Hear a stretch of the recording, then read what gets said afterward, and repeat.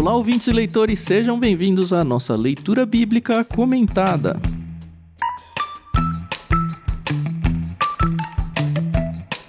Eu sou o Thiago André Monteiro, vulgo Tan, estou aqui com a Carol Simão e com o Thiago Moreira, e sim, voltamos, né? Falamos pra vocês que não, vamos, no último episódio era só pras férias mesmo, né? Brincadeiras à parte. Estamos aqui firmes e fortes, depois de um belo descanso, que eu espero que nós tenhamos descansado, porque a gravação tá acontecendo antes das férias. Mas eu espero que realmente o Tan do futuro esteja editando isso e pensando, foi muito bom esse tempo de férias. Foi bom pra vocês também? Bom dia. Olha, eu estou meio que profetizando que vai ser bom, porque eu vou ficar com 2 crianças pequenas em casa, trabalhando e com o marido também trabalhando, mas nas últimas semanas ele vai estar de férias, então vai ter sido ótimo. Ele estava de férias, né? Ele estava. Nas últimas semanas. Ele teria estado, não sei nem qual que é o verbo que a gente usaria pra isso. O futuro do pretérito, alguma coisa assim, né? É pra você ver o desespero da mãe. Bom dia, pessoal. Muito bom voltarmos aqui. Capítulo 11 de 1 Coríntios. Estamos gravando. Nós estamos chegando na sessão mais polêmica, talvez, da carta aos Coríntios, né? Você nem considera esse polêmico? Não, estamos chegando nele, né? A partir do 11, na parte mais polêmica, onde Paulo vai falar sobre algumas questões relacionadas ao culto, e que tá uma desordem, uma bagunça lá em Corinto. E a gente vai tentar entender um pouquinho disso e trazer para os nossos dias também. Ainda bem que quando eu estudei esse capítulo, eu falei, ixi, ainda bem que a gente deixou um mesinho aí de espaço para as pessoas pelo menos ficarem com saudade da gente em vez de ficar com raiva, né? Mas vamos ver qual vai ser o resultado final. Antes da gente entrar nos blocos mesmo, aliás, serão 2 blocos, tá? Carol Simão vai ler o primeiro bloco até o verso 16 e o Thiago vai ler do 17 até o final, mas antes, como já disse, quero agradecer à editora Mundo Cristão pelo empréstimo da NVT, que tem sido realmente uma bênção. Muito obrigado mesmo a galera que emprestou essa edição pra gente e que realmente Deus retribua pra vocês com, assim, muitas bênçãos, como uma editora muito parceira pra gente. E a mesma coisa pra Maria Lídia, que emprestou pra gente a trilha sonora que vocês tanto amam aí. Vocês podem conhecer o álbum dela no Spotify, no Deezer. Procurem lá por Inspiração em 3 Tons, vocês vão ter na íntegra todas as músicas que a gente ouve por aqui e com os detalhes, ou seja, sem as nossas vozes atrapalhando as músicas dela. Eu fui ouvir, né, o álbum dela no Spotify e parece que ficou faltando um negocinho, sabe? Ficou esperando o próximo bloco e agora nós vamos falar sobre isso. Mas é muito bom, gente, realmente é muito bom. Ouçam.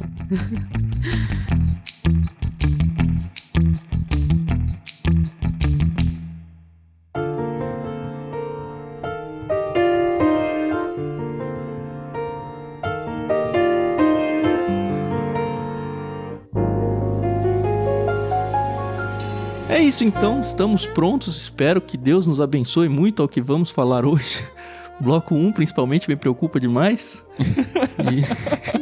Enfim, temos que lidar com a Bíblia inteira, né? Essa é a proposta e quando ela disser alguma coisa a gente vai ter que ler e comentar, porque enfim, essa é a leitura bíblica comentada.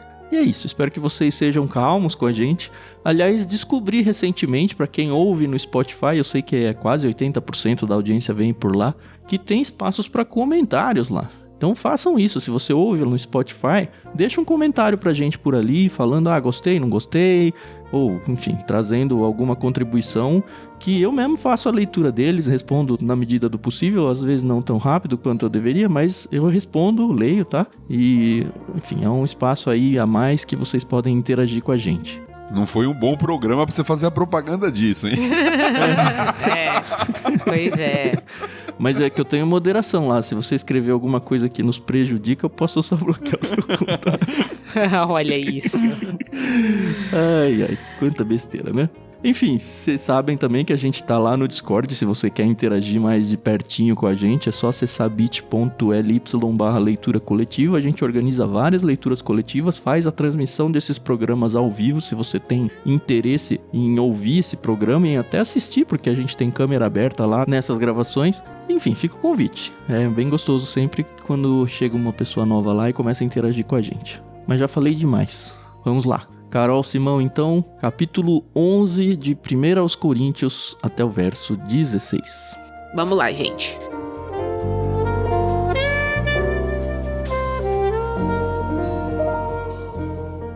Sejam meus imitadores como eu sou imitador de Cristo. Eu os elogio porque vocês sempre têm se lembrado de mim e têm seguido os ensinamentos que lhes transmiti. Mas quero que saibam de uma coisa: o cabeça de todo homem é Cristo, o cabeça da mulher é o homem e o cabeça de Cristo é Deus. O homem desonra sua cabeça se a cobre para orar ou profetizar, mas a mulher desonra sua cabeça se ora ou profetiza sem cobri-la, pois é como se tivesse raspado a cabeça. Se ela se recusa a cobrir a cabeça, deve também cortar todo o cabelo. Mas, uma vez que é vergonhoso a mulher cortar o cabelo ou raspar a cabeça, deve cobri-la. O homem não deve cobrir a cabeça, pois ele foi criado à imagem de Deus e reflete a glória de Deus. A mulher, porém, reflete a glória do homem. Pois o homem não veio da mulher, mas a mulher veio do homem. E o homem não foi criado para a mulher, mas a mulher foi criada para o homem.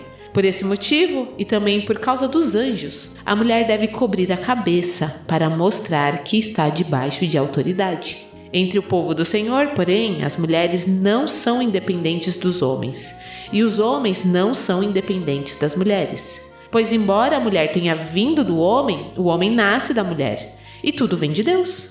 Julguem por si mesmos. É correto uma mulher orar a Deus em público sem cobrir a cabeça? A natureza não deixa claro que é vergonhoso o homem ter cabelo comprido? E as mulheres não se orgulham de seu cabelo comprido? Pois ele lhes foi dado como manto. Mas se alguém quiser discutir a esse respeito, digo simplesmente que não temos outro costume. E as outras igrejas de Deus pensam da mesma forma.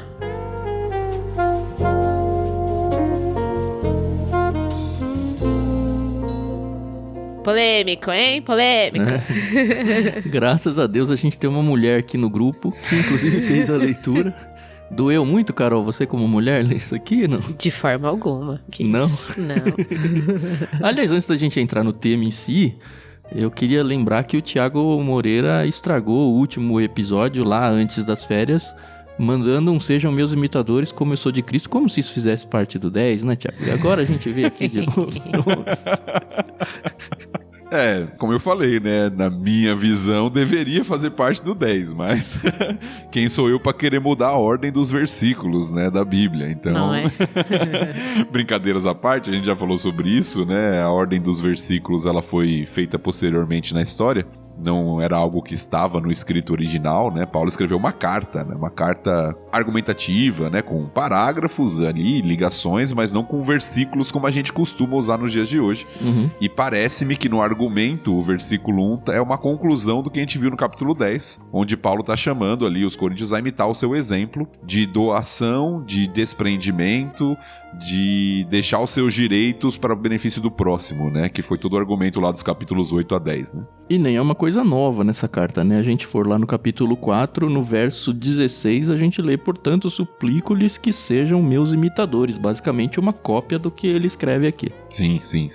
Agora, esse capítulo 11, né? Ele introduz uma nova seção na carta aos Coríntios, né? E finalmente ele elogia o pessoal aí, em verso 2, eu os elogio. Eu falei, o quê? Mudamos de carta aqui? O que aconteceu? Por um breve período, né? Depois ele vai criticar de novo. Pois é. Não, ele acabou de reclamar que não estavam dando atenção financeira pra ele. Aí ele vem, eu elogio porque vocês têm sempre lembrado de mim. Bom, financeiramente provavelmente não é, né? Mas acredito que ele tá falando que ele sabia que eles oravam pelo Paulo, ou pelo menos o grupo que gostava do Paulo, dentre aqueles grupos que a gente já viu ao longo da carta aí, tem lembrado e de alguma forma cuidado do Paulo, e ele se sente cuidado. Tem seguido os ensinamentos que ele transmitiu, talvez até como eu vou te dar mais uma pílula de conhecimento aí, de sabedoria, de ensinamento. Então, naquele famoso plano de sanduíche, né? Primeiro você elogia e depois você fala o que precisa falar e depois você elogia de novo pra pessoa não ficar triste. Ele abre aqui falando, vocês são massa, hein? Vocês ouvem o que eu ensino aqui, muito legal, elogio vocês. No verso 3, e aí começa de verdade o que ele queria dizer. É bom a gente colocar em contexto, sempre lembrar o nosso ouvinte aí, que essa carta não é a primeira correspondência de Paulo com os coríntios. Nós já vimos isso lá no capítulo 5, que já havia essa troca de correspondência. Então a gente está lendo uma carta de Paulo, que não é a primeira, que é uma resposta a uma carta da igreja de Corinto. Porque Paulo está respondendo, a gente viu isso nos últimos capítulos, Paulo está respondendo questões que eles enviaram. Sim. Então, tem algumas informações que a gente não tem, que são subentendidas, que a gente não conhece, porque a gente não teve acesso a essa primeira carta de Paulo e não teve acesso também à carta dos Coríntios para Paulo. Então talvez Paulo já tinha dado recomendações para eles e eles acataram num primeiro momento. E Paulo talvez está elogiando por isso, porque vocês ouvem aquilo que eu falei para vocês. Ou seja, já é uma tréplica a carta que nós estamos estudando aqui. Uhum. Paulo já mandou uma carta, eles já responderam, Paulo já está mandando uma outra carta de volta. Uhum.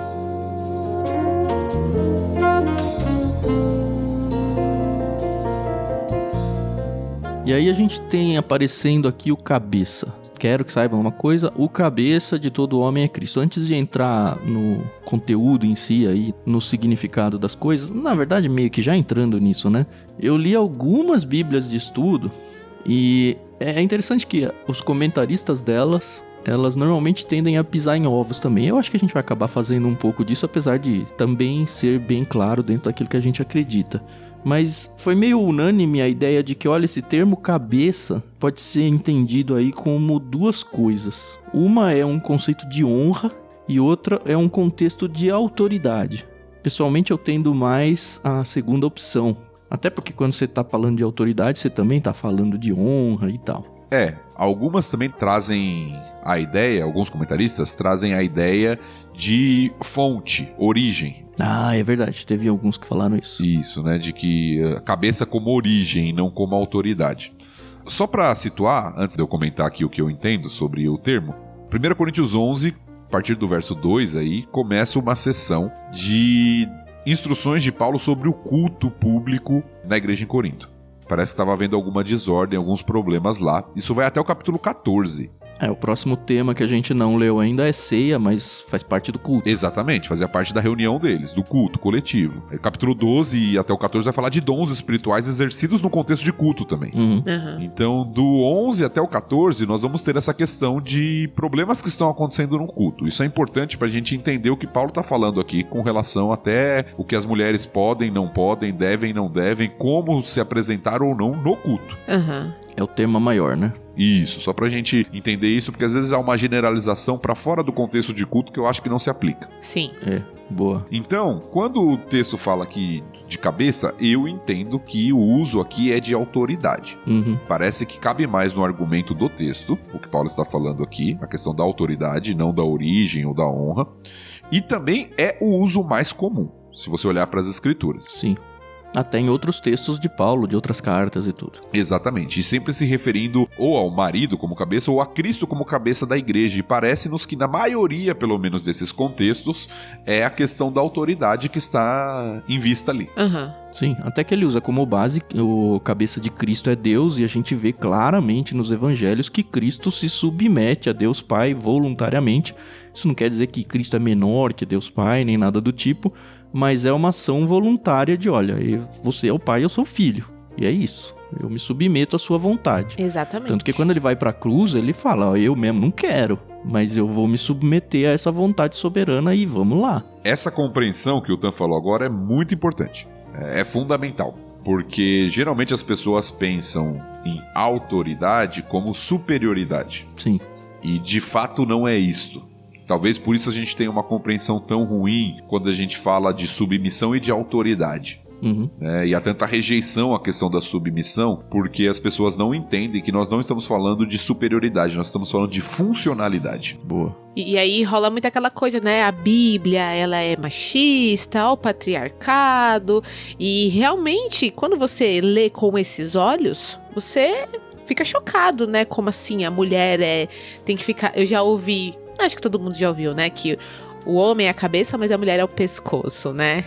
Então, a cabeça vira pra onde o pescoço quer. E não é assim, né? Mas você tem que realmente olhar com óculos cristãos, né? Uhum. Você tem que olhar realmente tendo em vista de que a Bíblia ela é inspirada por Deus. Sim. Então, eu, enquanto mulher, o Tan até perguntou pra mim, te incomoda ler esse texto? De forma alguma. Porque a responsabilidade que o homem tem... Ai, gente, que... O Tan fala que eu passo pano, mas é porque muita gente vai interpretar a minha fala de um jeito errado. Mas a responsabilidade que o homem tem dentro de uma família, dentro da família mesmo, é muito gigante. É muito grande. E mulheres, que bom que a gente não tem essa responsabilidade, que a gente tem outras, tá bom? Sim. Então, você ser submissa ao seu marido não quer dizer que você é um capacho dele, não quer dizer que você não tem voz dentro do seu relacionamento. Pelo contrário, a mulher é virtuosa, né? A mulher sábia, ela edifica a sua casa, o seu marido a ouve, né? O seu marido conversa, dialoga com ela. Mas, infelizmente, a gente vive num tempo em que esses valores, eles estão muito virados, porque os homens também não estão fazendo a parte deles, né? Que é se colocar como submisso a Cristo, né? O cabeça de todo homem é Cristo. Exato. Se tudo funcionasse nesse quadro, seria mil maravilhas. Nossa, ia Exato. ser maravilhoso, né? E é claro que existem e existiram abusos na história. Uhum. Sim. Por causa do pecado, de um lado e de um outro. Uhum. Então isso existiu e nós não negamos isso. Isso existe e nós não negamos isso. Mas parece que o texto, e o exemplo que Paulo deu aqui, como o Tan destacou, ele é muito bom. Muito bom porque ele mostra exatamente isso.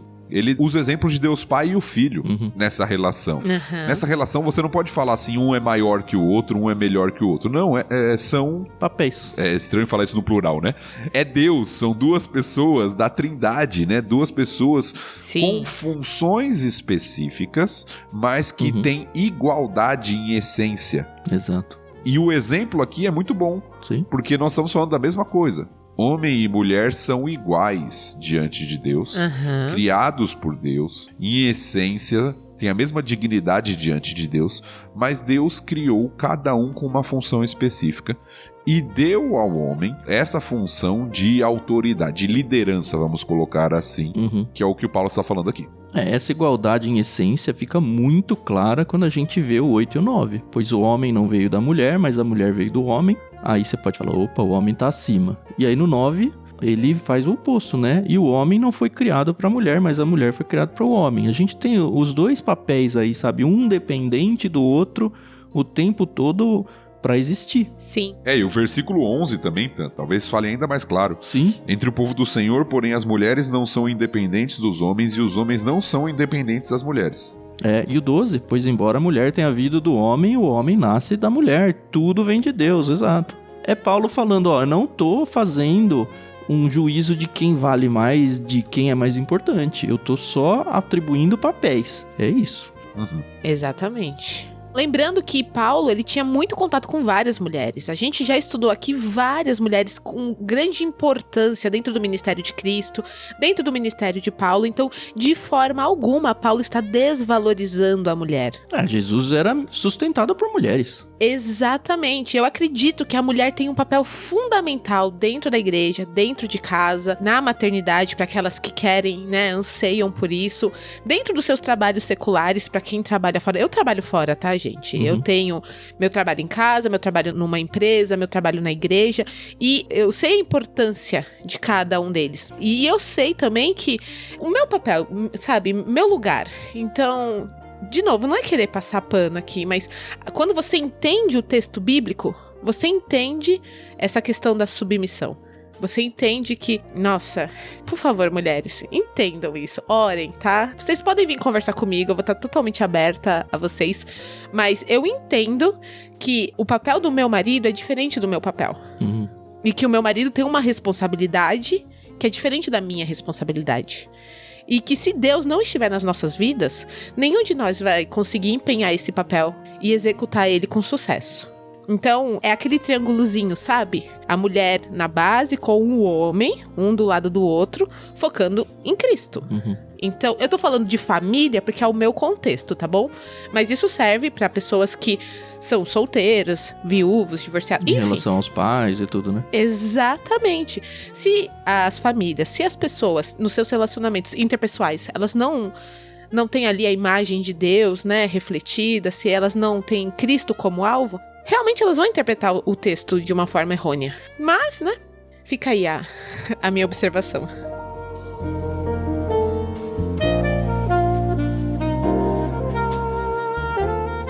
Bom, dadas todas essas ressalvas, a gente tem que entrar no assunto que o Paulo tá dizendo aqui, né? Sim. De novo, a gente tá falando sobre culto público. E aí ele tá colocando, ó, o homem tem um papel de liderança nesse culto público, mas o fato é que ele tá falando, olha, tem um problema a ser corrigido aqui no culto público. Aparentemente os coríntios estavam também patinando nesse contexto aí, muito por causa da cultura deles. E outra pergunta que a gente tem que fazer é, tá, ele tá colocando coisas muito específicas aqui, véu e tudo mais. Será que isso daqui ficou nos tempos de Paulo? Se ficou, por que não veio para hoje? Que raios isso traz de reflexos para os dias de hoje? Etc. Uhum. A grande questão, essa introdução que Paulo dá ao falar que o marido é a cabeça da mulher e tal, e Cristo a cabeça do marido, e todas essas coisas, é justamente para tratar essa questão do uso do véu na igreja. Esse é o problema prático. Qual que é o problema prático que Paulo está trabalhando aqui? A questão da mulher usar o véu no culto público. Que é um véu que cobre a cabeça, né? Isso, Paulo recomenda isso para que as mulheres deveriam usar o véu, os homens não, tá? Mas as mulheres deveriam usar o véu. E aí entra a questão do que o Tan falou, o quanto disso nós temos de contexto, o quanto disso se aplica a nós hoje. Porque uma coisa é princípio, outra coisa é prática. Uhum. Tem coisas hoje que nós não fazemos a prática, mas mantemos o princípio. Aham. Porque nem sempre a prática vai revelar o princípio anterior. Por exemplo, deixa eu pegar um exemplo só para ilustrar. Lá em Levítico tem várias recomendações sobre o culto de Israel. Certo. Né, sobre ofertas e sobre a postura do povo. Uma das recomendações é: o homem não pode cortar o cabelo em redondo. As pontas da barba, alguma coisa assim, né? Isso, não pode danificar as extremidades da barba. Aí você fala assim...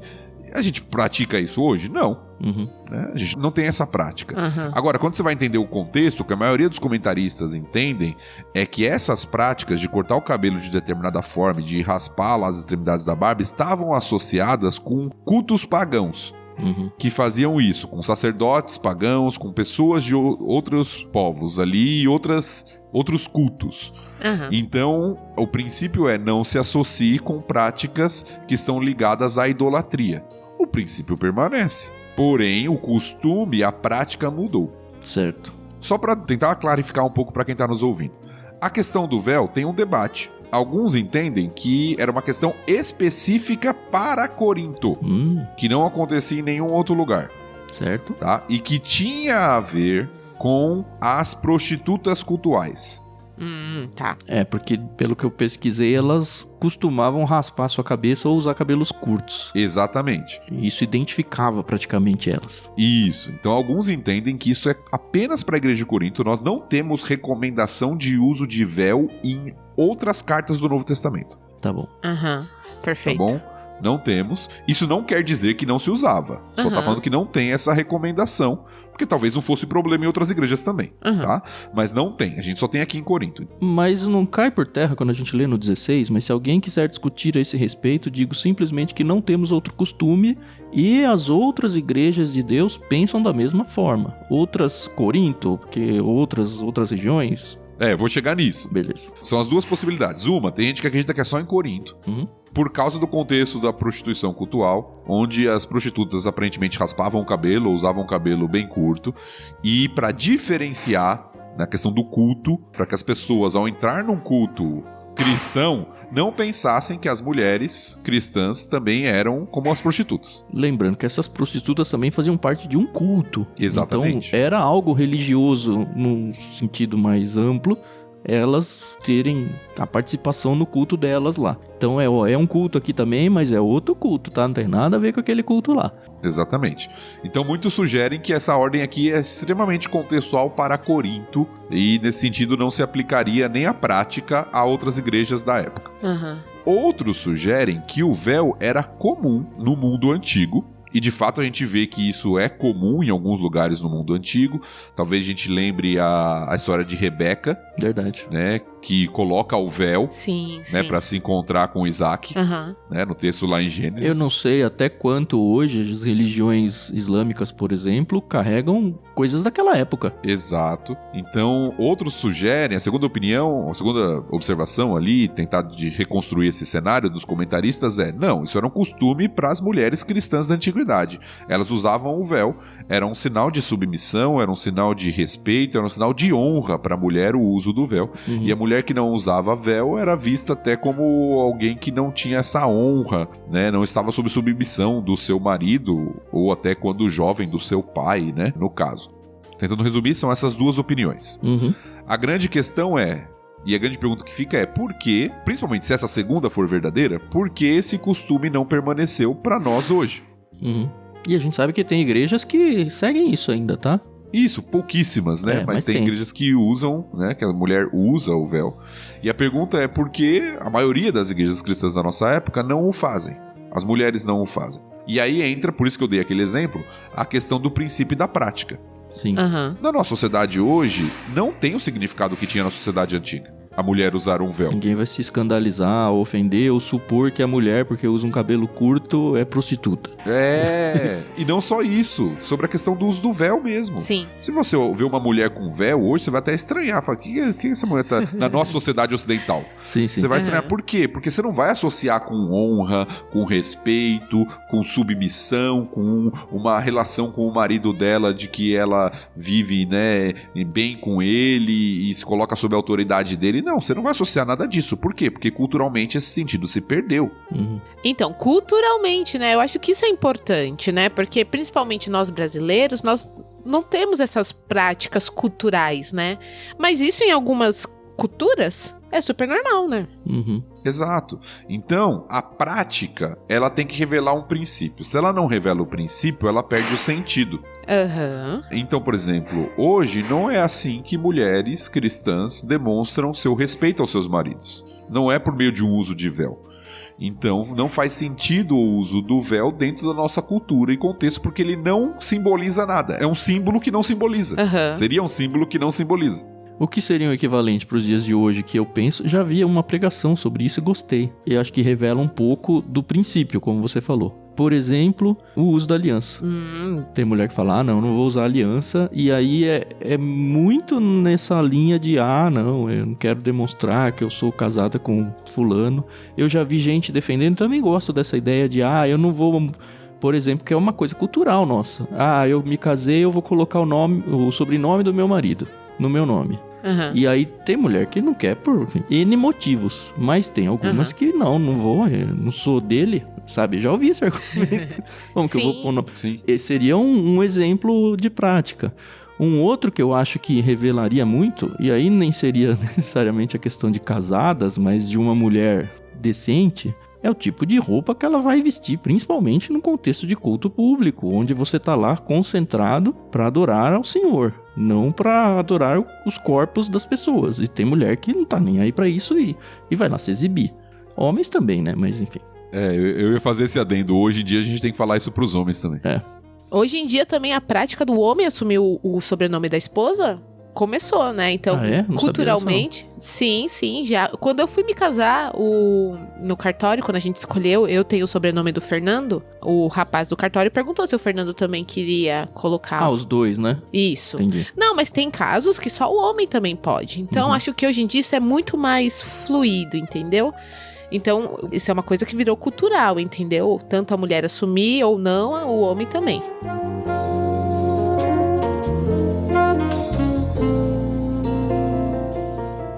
Tem um comentário aqui na Bíblia de Estudo da NVI. Ele é um tanto extenso, mas é que eu gostei tanto dele. Acho que ele resumiu tão bem até essa, num certo sentido, incompreensão ou não exatidão daquilo que a gente pode tirar daqui. E eu queria ler para vocês, olha só. Para a mulher, retirar em público o que lhe cobria os cabelos, expondo-os à vista de todos, era sinal de frouxidão moral e promiscuidade sexual. Muito do que a gente já falou aí, né? Paulo diz que é como se raspasse a cabeça. Cabeça raspada significava que a mulher tinha sido submetida a humilhação pública por algum ato vergonhoso ou estava fazendo demonstração pública de independência e de recusa de submissão ao marido. Isso casa bastante nos nossos dias de hoje, a motivação, eu digo, né? A mensagem de Paulo a ela era: demonstre respeito e submissão ao marido cobrindo a cabeça durante o culto público. E aí ele começa a trazer as possibilidades do texto. Alguns não veem nesses versículos um significado cultural transitório no cobrir ou descobrir a cabeça. Insistem em dizer que, como Paulo se referia à ordem da criação, de acordo com os versos 7 a 9, suas diretrizes não devem ser restritas aos dias dele. Assim, as mulheres de todos os tempos devem usar no culto algum tipo de cobertura para a cabeça. Eu meio que desqualifico isso também, o Thiago também já mencionou aí, mas enfim, existe gente pensando assim. Outros veem nesse texto um princípio permanente que requer da esposa uma demonstração em todas as formas de respeito para com o marido, submetendo-se à sua autoridade, não só com um estilo específico de roupa, mas com uma vida agradável a Deus. O homem criado primeiro deve ter autoridade sobre a esposa foi criada a partir do corpo dele para lhe ser ajudante e companheira. Deve honrar o marido dela submetendo-se a ele como seu cabeça. E aí um terceiro ainda. Ainda outros consideram esses versículos não uma determinação para todos os casamentos, mas um espelho dos relacionamentos conjugais daqueles dias em Corinto, o que explica porque as mulheres ali devem manter a cabeça coberta. Mostram os versículos 11 e 12 como uma composição a realçar a igualdade e a dependência mútua entre homens e mulheres que estão no Senhor. Eu gostei. Assim, dá um panorama geral, né? Eu acho que é um bom resumo daquilo que a gente leu, né? E tava conversando um pouquinho aqui também. Uhum.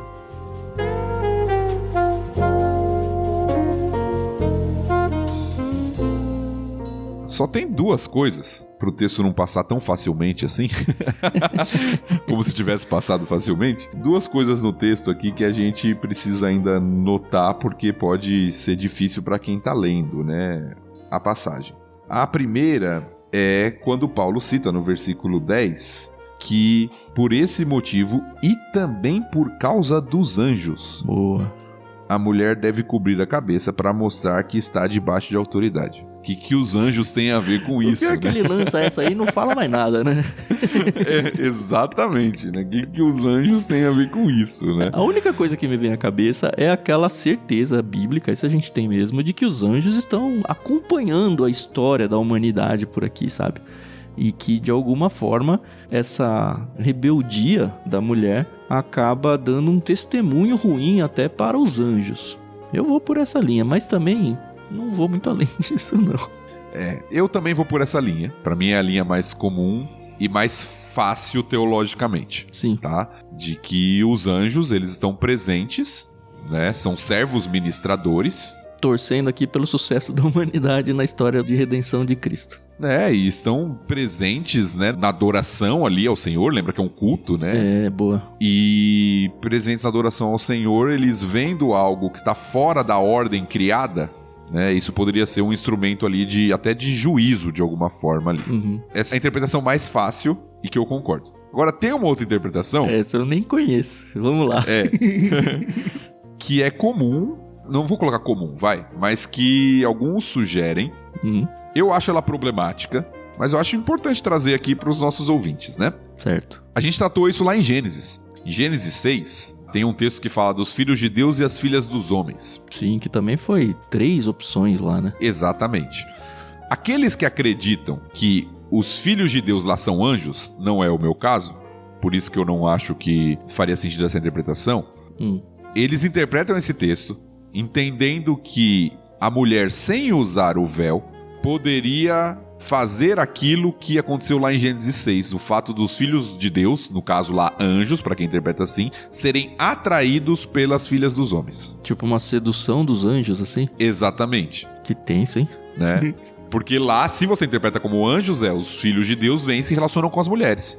E aí nascem os gigantes, né, na Terra. Lá, a gente já interpretou aquele texto, não acho que é a visão correta, mas quem segue essa linha, às vezes vai interpretar aqui da mesma forma, de que os anjos estão observando, e se as mulheres não usam o véu de submissão, isso poderia ser até atrair a atenção dos seres angelicais. Eu acho que é forçar um pouco o texto, mas só pra dizer que existe essa interpretação. Nunca tinha ouvido. Eu acho bizarro, na verdade. Mas, sim. Enfim, se você ouvinte concorda com isso, por favor, não se ofenda com a nossa opinião. Mas eu acho estranho, de verdade. Até porque, assim, como eu falei, o Paulo não traz nenhum indício de nada, né? Ele só fala como se fosse a coisa mais comum e simples de ser interpretada do mundo. E talvez fosse lá pra época do povo lá em Corinto. Sim. E a segunda coisa que eu falei que eu ia dizer, antes da gente virar a página aqui, que é importante também, porque daqui a pouco, capítulo 14, se eu não me engano, Paulo vai voltar para falar da questão da mulher falar no culto público, né, ensinar no culto público. Daqui a pouco outro capítulo, tá? Só para vocês. Isso, vamos deixar esse problema para lá, para daqui 3 semanas, né? Capítulo 14. Mas aqui é importante entender que Paulo não está impedindo a mulher de participar do culto. Certo.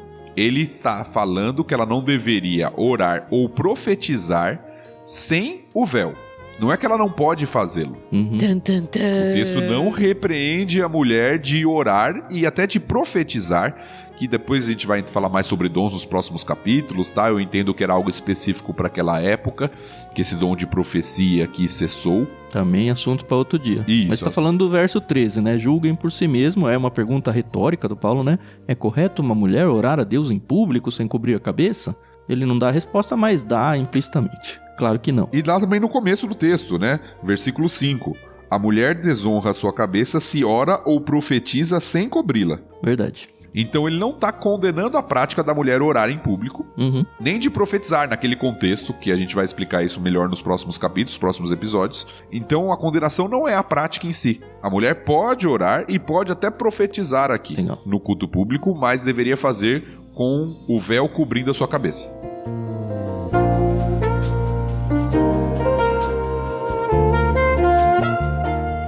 Eu gostei particularmente do verso 14. A natureza não deixa claro que é vergonhoso o homem ter cabelo comprido? Só isso. Por quê, Tan? Eu tô tentando deixar ele crescer, mas não vai, Carol. Não sei o que tá acontecendo. Faz parte, Thiago. O Tan brincou, porque, pra quem não sabe, ele é calvo, né? Exato. Não, eu corto assim de propósito, né? Mas é importante também a gente entender também o conceito cultural aqui, porque hoje tem homens que usam cabelo comprido. E qual o problema, né? Não traz nenhum princípio aí. O princípio bíblico é: homem tem que ter aparência de homem, mulher tem que ter aparência de mulher. E isso, evidentemente, tem relação cultural. Sim. Eu sei que tem posições mais extremadas sobre isso, né, com relação à vestimenta, com relação a cabelo e uma série de coisas, mas eu acho que o princípio bíblico é esse: o homem tem que parecer homem e a mulher tem que parecer mulher. A gente podia seguir esse princípio até hoje, né? Assim, seria o correto dentre os cristãos. Ninguém tá falando, você tem que vestir terno, ou você não pode isso, não pode aquilo. Cara, você parece homem e é homem. É isso. Você é mulher? Pareça mulher. É só isso, sabe? Sim.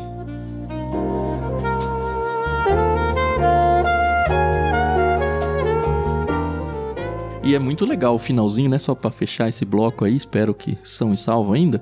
O jeito que o Paulo encerra o argumento, né? É meio que, se alguém quiser discutir isso aí, conversa com a minha mão. Eu li assim.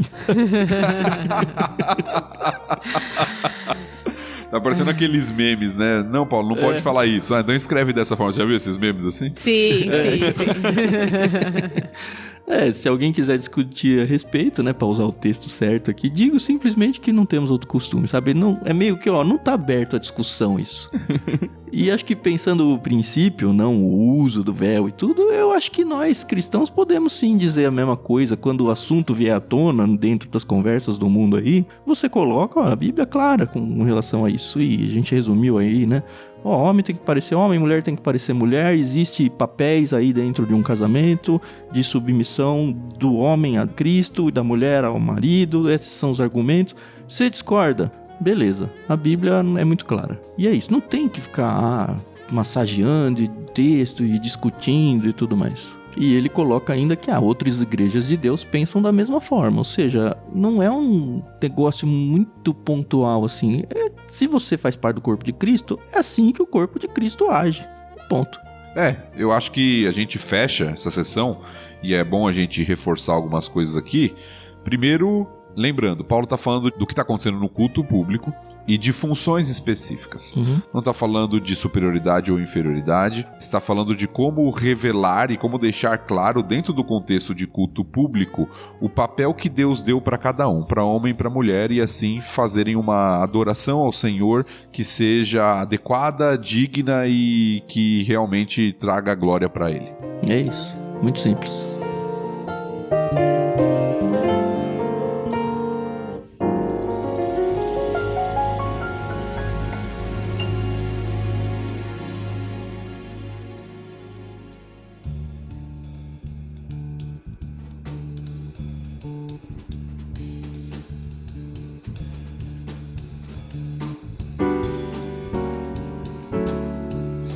Acho que é isso então, né? Fechamos bem esse primeiro bloco. Muito longo, é verdade, mas já esperava por isso.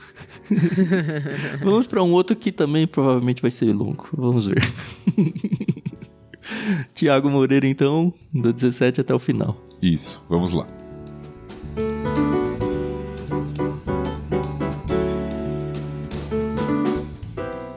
Nas instruções a seguir, porém, não posso elogiá-los. Pois quando vocês se reúnem, fazem mais mal que bem. Primeiro ouço que há divisões quando vocês se reúnem como igreja, e até certo ponto eu o creio. Suponho que seja necessário haver divisões entre vocês para que se reconheçam os que são aprovados. Quando vocês se reúnem, não estão interessados de fato na ceia do Senhor. Alguns de vocês se apressam em comer a própria refeição. Como resultado, alguns passam fome, enquanto outros ficam embriagados. Será que vocês não têm casa onde comer e beber? Ou querem mesmo envergonhar a igreja de Deus e humilhar os pobres? Que devo dizer? Querem que eu os elogie? Certamente não os elogiarei por isso, pois eu lhes transmiti aquilo que recebi do Senhor. Na noite em que o Senhor Jesus foi traído, ele tomou o pão, agradeceu a Deus, partiu-o e disse: Este é meu corpo, que é entregue por vocês. Façam isso em memória de mim. Da mesma forma, depois da ceia, tomou o cálice e disse: Este cálice é a nova aliança, confirmada com o meu sangue. Façam isto em memória de mim, sempre que o beberem. Porque cada vez que vocês comem desse pão e bebem desse cálice, anunciam a morte do Senhor até que ele venha. Assim, quem come do pão ou bebe do cálice do Senhor indignamente é culpado de pecar contra o corpo e o sangue do Senhor. Portanto, examinem-se antes de comer do pão e beber do cálice. Pois se comem do pão ou bebem do cálice sem honrar o corpo de Cristo, comem e bebem julgamento contra si mesmos. Por isso, muitos de vocês estão fracos e doentes, e alguns até adormeceram. Se examinássemos a nós mesmos, não seríamos julgados dessa maneira. Mas quando somos julgados pelo Senhor, estamos sendo disciplinados para que não sejamos condenados com o mundo. Portanto, meus irmãos, quando se reunirem para comer, esperem uns pelos outros. Se estiverem com fome, comam em casa, a fim de não trazer julgamento sobre si mesmos ao se reunirem. Eu lhes darei instruções a respeito de outros assuntos depois que chegar aí.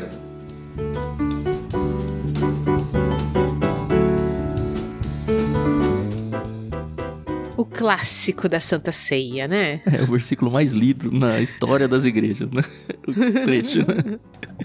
Que, novamente, como a gente tem visto, ele tá dentro de um contexto maior que geralmente é um pouco ignorado até, né? É, totalmente.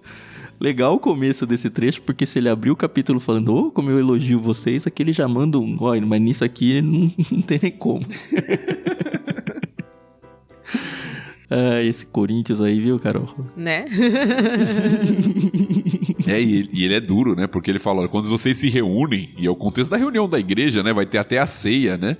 Vocês fazem mais mal do que bem. Imagine isso, né? Aparentemente a ceia acontecia em todos os encontros deles. Não sei se dá pra afirmar isso, ou pelo menos acontecia rotineiramente. A gente, pelo menos as igrejas evangélicas que eu participei, normalmente era uma por mês ou alguma coisa assim. E também é bom entender que o contexto que a gente tem hoje na maioria das igrejas de ceia é bem diferente do que era lá. Lá, muito claro que é uma refeição, né? Parece até um famoso junta-panelas aqui. Todo mundo traz as coisas e aí a galera rica traz as comidas boas, sai comendo logo pra não sobrar comida boa pros pobres e aí os pobres passam fome. É isso, né? Não, mas parece ser exatamente isso, né? Uhum. A gente tem alguns indícios da história da igreja sobre isso aqui. Certo. Isso ficou conhecido como Festa Agape. Alguns falam ágape, né? Festa do amor, né? Isso, a festa do amor entre os cristãos. Judas, inclusive, usa esse termo na sua carta. Nas vossas festas de fraternidade. Que não é o Judas Iscariotes, se você se ofendeu aí, hein? Ou se assustou. Isso. É outro Judas, irmão de Jesus. Isso. Ele usa esse termo, festas de fraternidade, nas traduções mais antigas, mas literalmente é festa ágape. Parece que os cristãos se reuniam de fato todo domingo e se reuniam para fazer uma grande celebração. E dentro dessa grande celebração, desse grande banquete, havia um momento onde a ceia do Senhor era realizada. Entendi. Então parece que isso acontecia mesmo dominicalmente. Todo domingo, todo dia do Senhor. Eles faziam um grande banquete juntos. E na igreja tinham pessoas que tinham posses, tinham pessoas que não tinham. Era até uma oportunidade para que pessoas mais pobres, mais carentes, né, financeiramente, pudessem participar de uma refeição melhor, comunitária aí durante a semana. Então você tinha um princípio ali do amor, da fraternidade, por isso que era chamada assim, e onde a ceia do Senhor era celebrada. Então você tem indícios disso. O pessoal ficava até embriagado, né? No 21 falou aqui, né? Alguns passam fome enquanto outros ficam embriagados. Exatamente. Como se perderam? Sim. Temos indícios disso na história da igreja. Nos primeiros séculos nós temos registros sobre essa festa e nós temos até concílios que trataram sobre problemas como esse que está acontecendo aqui em Corinto, que Paulo já havia tratado, e que por isso a igreja determinou parar essas festas por causa do abuso, do mau uso que foi feito aí. Isso na história da igreja, né? Não é texto bíblico falando da igreja. Que parou, tá? Segundo, terceiro, quarto século. Isso. E aí virou o que é hoje, né? Que é só o que restou foi o memorial, que já tá muito claro no texto, né? Esse memorial da crucificação, ressurreição de Cristo, o sangue de Cristo, o corpo de Cristo e tudo mais. O texto é muito claro em relação a isso. Sim.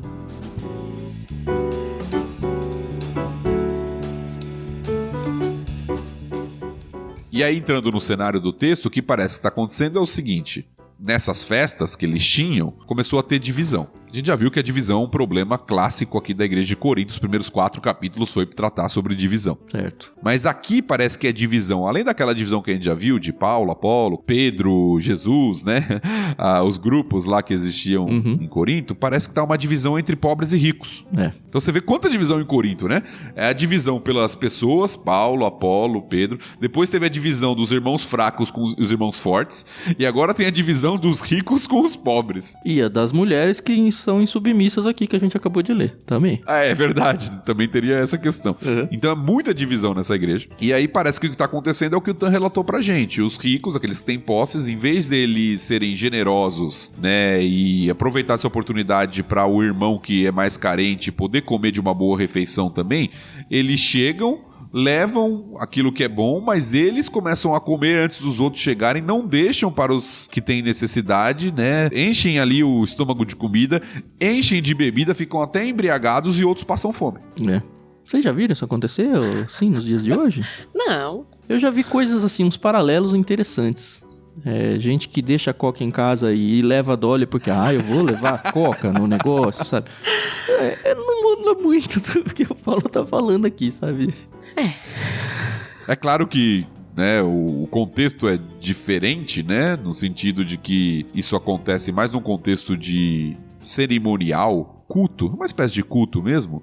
Mas, de fato, o que o Tan falou, essa questão do princípio, às vezes, da falta de generosidade mesmo, do egoísmo, Sim. né? Então, você faz junta panelas, como o Tan falou na igreja. Todo mundo quer pegar primeiro pra pegar a melhor parte. Sim. Né? Ninguém quer falar assim, não, vai lá, pode comer, pode pegar o melhor, o que sobrar eu como. É muito raro você ver esse tipo de atitude, né? E não tem idade pra isso não, viu? Idosos e... não importa. É triste de ver isso. E assim, o que eu tô criticando é o pessoal que fala, é pra levar lá pra Junta Panelas? Eu vou levar o pior, sabe? Eu vou guardar o melhor aqui pra minha casa, sabe? É esse senso de Sr. Burns, assim, do Simpsons, sabe? Cara, não. É um momento de culto, é um momento de confraternização, é um momento da gente se alegrar junto. Por que eu vou ser mesquinho nessa hora? E essa mesquinhez que o Paulo tá atacando dos ricos aí que, ó, não é que eles não estavam levando as coisas boas, é que eles não estavam nem compartilhando isso. Sim. E as perguntas de Paulo aqui são muito fortes, né? No versículo 22. Será que vocês não têm casa onde comer e beber? Ou seja, vocês estão se reunindo aqui para ter uma festa do amor, da fraternidade. Se é pra fazer dessa forma, come em casa. Você não tem casa onde você possa comer? Você tem que vir aqui comer tudo na frente dos outros? É quase um nem vem, né? Minha mãe usava esse ditado, né? Quando tinha que ensinar a gente. Você não tem comida em casa, não? Né? Tá comendo que nem um ensomeado, né? Acho que toda mãe, né? Não, e se a gente fosse, sei lá, aniversário de criança, minha mãe visse a gente pegando o bolo primeiro, pegando o docinho. Nossa, como a gente tomava bronca depois, cara. Deixa as pessoas se servirem primeiro. Eu não sei se os pais ensinam mais isso às pessoas, sabe? Sim. O Lucas hoje é adolescente, né? Eu tô dizendo isso porque adolescente come que parece... Nossa, o diabo da Tasmânia, assim, sabe? Como é enorme os pratos dele, assim, é assustador. E aí eu já sei disso e tudo bem, sabe? É da idade dele. Eu lembro que eu comia bastante também. Mas eu me incomodo se ele vai primeiro, porque assim, ele tá preocupado em encher o prato dele. E ele não percebe que às vezes você tá num contexto de juntou quase 20 pessoas na família, e se todo mundo pegar a quantidade que ele pega, não chega na metade, sabe? Dar. Então falou, filho, primeiro, deixa as pessoas se servirem. Segundo, come menos, porque olha o quanto... não, assim, não é come menos, mas olha o quanto tem e quantas pessoas tem. E assim, faz uma conta de cabeça aí, pra ser coerente com a quantidade. Vamos pedir uma pizza em, sei lá, 10 pessoas. Pede lá 4, 5 pizzas, ele não vai comer 7 pedaços, sabe? Que é o que ele comeria em casa. É isso, sabe? Ensinem seus filhos, assim, um básico, sabe? Não, eu vou ficar com fome. Depois a gente come em casa, sabe? Não tem problema. A gente tá aqui pra ficar junto com as pessoas, pra se alegrar. Mas a comunhão. Sabe? É isso. Não, o que o Tan falou é muito real. Eu tenho 2 meninos, um de 6 e um de 1 ano e meio hoje, o Natan. E o Natan come que nem gente grande, gente. Ele come que nem gente com 1 ano. E aí, há alguns meses foi aniversário do meu sobrinho mais velho. Ele fez 15 anos e a minha irmã tava muito preocupada. Muito, muito, muito preocupada porque ele queria chamar os amigos da escola. E ela falou, Carol, só vai ter adolescente. Qualquer coisa que a gente servir vai acabar em 5 minutos. E realmente ela e o meu cunhado tiveram essa preocupação genuína de ter comida. E teve muita comida. E assim, foi numa quadra de futebol, então os adolescentes ficaram jogando bola e nem comeram. Aí sobrou. Não, mas às vezes não tem essa preocupação, nem tem condições de ter, né? Sim. Sim. Já vi casamentos, e eu tô dizendo isso porque casamento de cristãos, onde as pessoas se sentavam pensando, não, eu vou arrumar uma mesa perto da saída da cozinha. E o garçom, assim, sabe, segurando a bandeja no alto, porque as pessoas vinham como gafanhotos pegar as coisas. Cara, que feio isso, sabe? Que feio, que testemunho horroroso pra familiares que de repente não são cristãos e falam, é isso aí que é ser cristão? Passeia por aqui mais ou menos em Corinto. E eu falei das perguntas, né? Falei da primeira. Olha as outras perguntas. Querem mesmo envergonhar a igreja de Deus e humilhar os pobres? Pois é. Ou seja, vocês estão trazendo vergonha pelo que está acontecendo. Imagine um incrédulo numa festa como essa, vendo isso acontecer, o pessoal enchendo a cara, ficando bêbado, os outros passando fome. Vocês estão envergonhando a igreja de Deus. E vocês estão humilhando os pobres. Então, porque o cara não tem condição de trazer uma carne ali pro almoço, você deixa ele sem comer, né? Porque ele é alguém necessitado, você não vai, né, estender a comunhão para ele. Então Paulo dá uma reprimenda bem forte aqui, né, aos coríntios.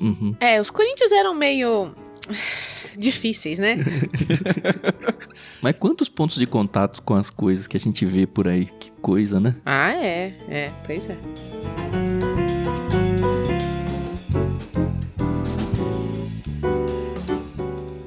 E a partir do 23 a gente tem onde começam os textos lidos todo mês, pelo menos na minha igreja, é quase sempre esse aí, né? Uhum. Pois eu lhes transmiti aquilo que recebi do Senhor na noite, e aí ele contextualiza todo o simbolismo da ceia, mas dificilmente realmente alguém vai e explica pois eu, porque esse pois vem de um contexto, né? E a pessoa lê ali como se estivesse começando, mas de fato não tá começando ali. Ele tá falando, olha, a ceia, esse momento que vocês estão passando, tem um simbolismo muito sério, um simbolismo muito importante, um simbolismo que tem que refletir na comunhão de vocês.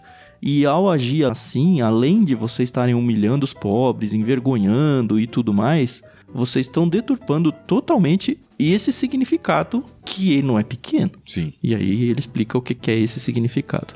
Nós mencionamos, inclusive no último programa, um pouquinho, né? Adiantamos um pouquinho porque também entrou no assunto a questão da ceia, né? E o memorial da ceia. Eu creio que você pode até voltar lá, qualquer coisa, e ouvir novamente. Mas, basicamente, Paulo está lembrando desse elemento central do que é a ceia. Vocês estão aqui para comer? Vocês estão aqui para ter vantagem em pegar o melhor da comida para vocês? O que é a ceia do Senhor? Olha, é a lembrança do sacrifício de Cristo. O pão representa o seu corpo, o cálice representa o seu sangue vertido em nosso favor pelos nossos pecados. E vocês estão fazendo isso de maneira pecaminosa e egoísta? É isso que vocês estão celebrando? Dessa maneira que vocês vão celebrar a ceia? Ele traz aqui no 25, né? Essa é a nova aliança. Uma palavra muito cara para os judeus, né? Desde sempre. Aliança com Deus, a aliança do ser humano com Deus. Isso aqui é um símbolo, né? Da nova aliança. Esse cálice é a nova aliança confirmada com o sangue de Cristo, sabe? Façam isso em memória de mim. Vocês têm que fazer isso como um memorial. A gente já viu o quanto Deus se importa com essa questão de memoriais desde o Antigo Testamento inteiro, sabe? O povo de Israel cresceu e viveu com memoriais, festas e formas de culto e tudo. Isso fazia parte da natureza deles como povo. E o povo de Deus, ele também tem essa memória, esse memorial, esse momento especial aí onde, olha, agora a gente vai prestar atenção em algumas coisas importantes da história do cristianismo, da história da salvação. E, inclusive, ele começa a trazer alguns princípios, né, a partir do 27, né, quem come do pão ou bebe do cálice do Senhor indignamente é culpado de pecar contra o corpo e o sangue do Senhor.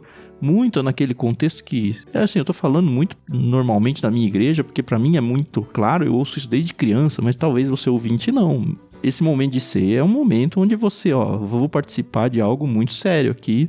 Eu preciso primeiro olhar como está a minha vida, eu preciso ver se eu devo perdão para alguém, se eu preciso resolver alguma querela, porque eu estou aqui em comunhão com outros cristãos, vindo adorar ao Senhor e me lembrar daquilo que Cristo fez por mim.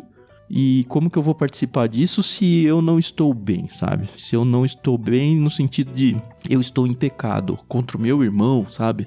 Como é que eu vou participar de uma comunhão com o meu irmão ao qual eu não estou tendo comunhão de verdade? Então, se examina no 28, antes de comer, antes de beber, se examina. Porque se você não fizer isso, traz julgamento aqui na NVT, né? Julgamento contra si mesmos. Não é só festa. É um negócio mais sério. Sim. E tem tudo a ver com o contexto que a gente viu acima, né? Sim. É claro que a gente aplica, e a aplicação é válida, né? O princípio é verdadeiro. Nas nossas igrejas hoje, antes da ceia, às vezes os pastores, eles dão a oportunidade da pessoa fazer um autoexame, uma autoanálise, orar, se colocar diante do Senhor, ver se tem algo que tem que ser tratado para que faça daquele memorial algo realmente sério, genuíno diante de Deus. Mas dentro do contexto aqui, esse tomar da ceia indignamente é tomar a ceia da forma como eles estavam fazendo, desprezando os pobres, sendo egoísta, se embriagando, esquecendo do significado de fato daquilo que eles estavam fazendo. Desprezando o rito, desprezando o significado, exatamente. Então, esse princípio se aplica a nós. Nós devemos levar a ceia como um memorial sério do que nós estamos fazendo, de um elemento central da nossa fé, que é o sacrifício de Cristo em nosso favor. Sim. E é interessante ver o quanto essa irreverência trazia prejuízos para eles mesmos, né? No 30 ele fala, olha, muitos de vocês estão fracos e doentes, outros até adormeceram, né? Morreram, para deixar um português claro aqui, porque não estão levando a sério as coisas de Deus, sabe? É um momento de culto. A Renata tá lendo agora, se não me engano, Levítico, nos devocionais dela. E ontem à noite ela tava comentando, cara, mas Deus naquela época lá, ele era muito bravo, né? Aquele argumento de tudo. Porque ela passou pelo texto recentemente, onde Deus mata os filhos do Arão e não deixa nem ele sofrer o luto e tudo mais. Nadab e Abiú. Então. E aí ela ficou confusa com a ideia de, fogo estranho, eles trouxeram fogo estranho, o que era isso? A gente teve uma conversa bem legal em relação a isso. Mas, basicamente, parte da conversa que eu tive com ela, eu falei, olha, Deus está mostrando e ensinando todo mundo que a adoração a Deus é algo muito sério para Deus. Muito sério, né? Não é liviano. E não deixou de ser, sabe? Tá aí Caim pra provar, né, pra gente. Pois é, então. A gente tem o culto público todo domingo. E por ser todo domingo, às vezes a gente vai... sabe? Essa semana mesmo, o Daniel tava durante a pregação e ele é criança, ele tem 8 anos. Aí fica aquela... e se estica, e deita no colo da Renata, e se larga. E aí ele começou a falar no meio da oração. Tomou uma invertida minha lá. Falei, filho, você tá num momento de culto, sabe? Presta atenção, a gente tá aqui cultuando a Deus. Não é hora de ficar fazendo gracinha, de ficar... Sabe? Existe um protocolo e uma seriedade a ser respeitada aqui. Ele tá aprendendo. Eu, no meu papel de pai, tô ensinando ele. Sim. Também, quando era criança, provavelmente fiz isso várias vezes e meus pais me educaram. Triste é ver que tem pais que não estão nem aí pra isso hoje em dia. Às vezes a gente tem a sensação de que era de fato só no passado, né? Porque tem textos na Bíblia que são de fato modelares, são textos modelo. Você tem lá Ananias e Safira, é Novo Testamento. Né? Eles caíram mortos ali. Não quer dizer que toda vez que alguém mente, isso vai acontecer. Exato. É um texto que serve como modelo, advertência para a igreja. Com Deus não se brinca, é isso aí. Exato. Nota que Paulo está falando aqui que o fato de alguns estarem doentes e até terem morrido tem a ver com esse desprezo do culto público ali, da adoração ao Senhor. É falta de reverência. É porque as pessoas parecem que não veem Deus ali personificado, então... Sim. É claro que a gente tem que tomar cuidado com os extremos aqui, mas às vezes a gente só coloca um extremo da questão. O extremo de que achar que doença tá ligada ao pecado. E a gente olha para as escrituras e vê que tem pessoas que estão doentes que não tem nada a ver com o pecado. Jó, por exemplo. Mas pode ter, né? É isso. Isso, então geralmente a gente enfatiza esse outro extremo. De que, não, doença não tem a ver com o pecado necessariamente. Pecado é uma coisa, doença é outra, é verdade. Por outro lado, tem textos bíblicos que mostram que, às vezes, a doença é um juízo, um disciplinar de Deus diante de uma rebeldia. Parece que é o que está acontecendo aqui. Paulo vai falar da disciplina do Senhor, nos outros versículos abaixo aqui, porque essas pessoas estão negligenciando a adoração devida a Deus. Assim, é uma lição para nós, para hoje. Sim. Era uma lição para o Antigo Testamento, era uma lição para os tempos de Coríntio, e é uma lição para nós aqui. Por que não?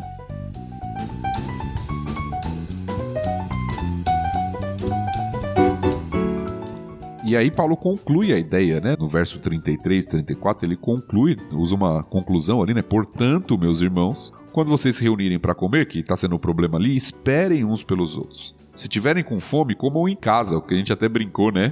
O Tan até usou essa frase. Se tiver com fome, come em casa, a fim de não trazer julgamento sobre si mesmos ao se reunirem.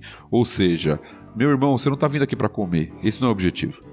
Você está com fome, come em casa antes de vir. O objetivo aqui é a comunhão e a adoração. Sim. Qualquer coisa fora disso pode ter consequências graves, né? e consequências para a própria pessoa, que a gente falou aí, doenças e até morte em alguns casos. Consequências para testemunho diante dos descrentes, que o texto falou sobre isso. Consequências para a comunhão ali do momento. Enfim, só coisa ruim. É isso.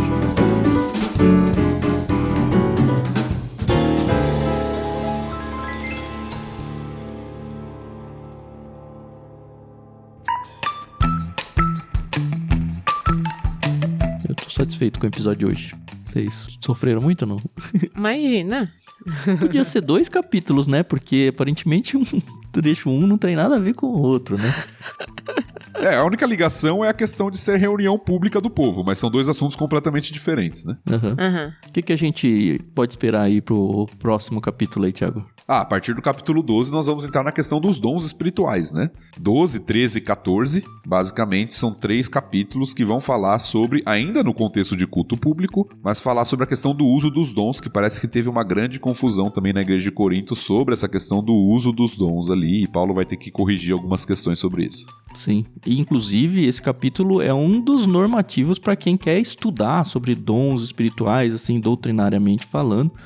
É um dos capítulos, talvez o capítulo principal que vai tratar sobre o assunto, né? Sim. Obviamente a gente não vai fugir da raia, porque a gente não faz isso aqui, né? Por mais que a gente se arrisque, a gente tá aqui lendo a Bíblia, interagindo com ela, não é opinião pessoal aqui não. É claro que tem nossa interpretação em meio a tudo isso, né? Mas a gente não vai fugir do texto, porque a proposta é justamente fazer uma leitura junto com vocês e a gente sempre vai dar as opções de interpretação aqui e nos posicionar diante disso. E você ouve, estuda e avalia. E quantas vezes a gente já não questionou, eu pelo menos questionei várias coisas aqui. Falei, essa aqui preciso rever. E tudo bem, sabe? Uma vez eu vi uma pessoa falando... se você gastou 20 anos preso numa doutrina porque você acreditava em determinada doutrina. E aí, se você chega honestamente, assim, diante da Bíblia e entende biblicamente, poxa, talvez não fosse exatamente isso, talvez seja um pouco diferente, às vezes totalmente o contrário. Você tem uma decisão a tomar. Ou você continua mais 20 anos errado, porque a sua opinião é mais importante, ou você fala, mas vamos assumir aqui a derrota, a ciência. A partir de agora, eu vou mudar o meu jeito, rever algumas coisas, e eu acho que assim, faz parte até da nossa humildade diante de Deus falar a Bíblia. Tudo bem, você tá sempre certa, e eu sempre que estiver errado, é você que tá certa. E quando a gente fala isso, não é a Bíblia, né? É o autor da Bíblia. Pois é. No caso, é o próprio Deus, né? Pensa em Paulo, que tinha vivido toda uma vida com certos princípios, que tinha cometido crimes, né? Pois é, enfim, mudou a vida dele, muda até o nome, e tá aí pra exemplificar isso. Eu acho que assim, hoje, 2025, a gente tem uma opinião, a gente tem uma visão, e é válida. Daqui 10, nem tanto, daqui 1 ano as coisas podem ser totalmente diferentes, né? E porque a Bíblia se renova, né? Então, isso é maravilhoso. Não é vergonha nenhuma a gente rever opiniões, rever posições. Exatamente. Eu acho que o grande exercício é deixar o texto bíblico falar e não colocar os nossos pressupostos sobre ele. Então, à medida que você vai estudando a Bíblia, se você vê que a Bíblia, no seu entendimento, lembra, a gente está lidando com interpretação. Então eu posso interpretar um texto de uma forma hoje e amanhã, com mais estudo, com mais conhecimento de contexto, de conteúdo, eu posso falar assim, opa, eu acho que eu não interpretei de forma correta. Isso faz parte do exercício honesto de lidar com as escrituras. E é o Espírito Santo agindo também, né? Porque é papel dele iluminar as escrituras pra gente. Sim. Lembrei que uma vez você falou que alguém veio, Thiago, você falou tal coisa no episódio de Gênesis e você defendeu tal coisa. E você falou, eu defendi isso? Eu nem sei se a minha posição é essa ainda. Pois é, exatamente. É verdade. Às vezes as pessoas falam assim, tô te ouvindo em Gênesis, você falou isso aqui. Eu falei, meu irmão, tem que ouvir novamente lá porque eu nem lembro o que eu falei. Eu nem sei qual é a minha posição, né? É normal também, tá? A gente brinca aqui, mas é até pra mostrar que, você não precisa ter na ponta da língua todas as respostas de tudo que você já estudou. Às vezes a gente só não lembra qual é a posição. Essa do que você trouxe no episódio de hoje. Eu sei que assim, eu não acredito na versão de que eram anjos e seres humanos ali se relacionando em Gênesis. Sim. E eu lembro que são 3 posições. Mas toda vez que eu visito aquele texto, eu falo, qual que era mesmo a minha posição? E eu tenho que estudar de novo. Que também não é algo tão central a fé assim. Sim. Beleza, e toda vez que eu passo lá, eu tenho que reconstruir a minha doutrina e segue a vida. É isso. Fechou? Fechamos. Semana que vem, então, a gente volta pra falar sobre dons. Vamos ver se tem o dom de jogar futebol bem aqui, né? Eu não passei nessa fila. Alô, então, obrigado, ouvintes, por estarem com a gente de novo. Espero que vocês tenham matado saudade. Se você estava em dia e passou um mês aí sem nos acompanhar, não se esqueçam que precisamos, número 1, das orações de vocês aí ao longo dessa semana, até o próximo episódio. Então, pelo menos uma vez na semana, dá uma olhadinha aí por nós 3. Se você quiser se envolver financeiramente com a gente, lembra que a gente também precisa disso. O projeto só vai seguir se a gente tiver apoiadores aí para sustentar a confecção aí do projeto. Então, conheça aí na descrição do programa ou acessa catarse.me/ictus. E na descrição do programa, se você preferir, também tem a nossa chave Pix, onde você pode nos abençoar aí, seja com uma oferta pontual ou com uma oferta mensal. Só sucesso aí se você quiser participar da nossa vida e do nosso ministério. Muito obrigado, Carol. Muito obrigado, Thiago. Muito obrigado, ouvintes. E semana que vem estamos de volta. Tchau, tchau. É isso aí, pessoal. Muito obrigada pela paciência e audiência de vocês. Ore por nós. Realmente são temas que são delicados aos nossos olhos, mas a Bíblia ela é inspirada por Deus, então tudo que tá nela é pro nosso aprendizado. Então, se você quiser conversar com a gente, pode vir. Estaremos todos ouvindo. E o Thiago vai responder todas as suas dúvidas, tá bom? Então é isso. O Tan vai responder todas as suas dúvidas. É isso aí, a gente se ouve no próximo episódio. Até mais. Valeu, pessoal. Continuamos juntos aí no próximo episódio, ainda tratando sobre o contexto de culto e de dons, né? É um tema polêmico e, às vezes, bem mal debatido e entendido. Espero que a gente possa ter uma leitura aí bem clara e a gente possa debater um pouquinho sobre isso na semana que vem de forma honesta e também amorosa.